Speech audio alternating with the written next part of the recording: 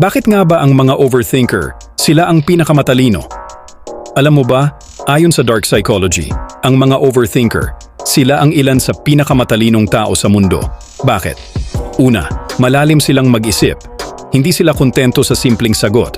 Lagi nilang sinusuri ang bawat posibilidad, bawat senaryo, bawat detalye. At dahil dito, nagkakaroon sila ng mental simulations. Parang nagpa-practice na sila sa utak nila ng iba't ibang sitwasyon bago pa man ito mangyari. Pangalawa, mataas ang emotional intelligence nila, kaya nilang basahin ang mga micro-expressions, body language, at tono ng boses. Madalas, alam na nila ang iniisip o nararamdaman ng iba kahit walang sinasabi. Pero, may kapalit ito.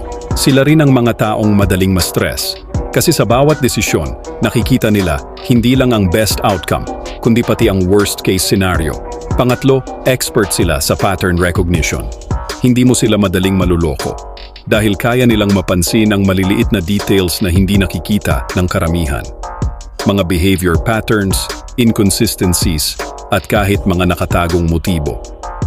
Sa dark psychology, ang overthinking ay defense mechanism din. Isang paraan para protektahan ang sarili laban sa pain, failure, o betrayal. Kaya next time na sabihin mong, "Grabe, overthinker ako," huwag mong ikahiya. Baka hindi mo lang alam, gift mo pala yan, isang senyales ng mataas na katalinuhan at ng isang utak na kayang magbasa ng mundo ng mas malalim kaysa sa iba.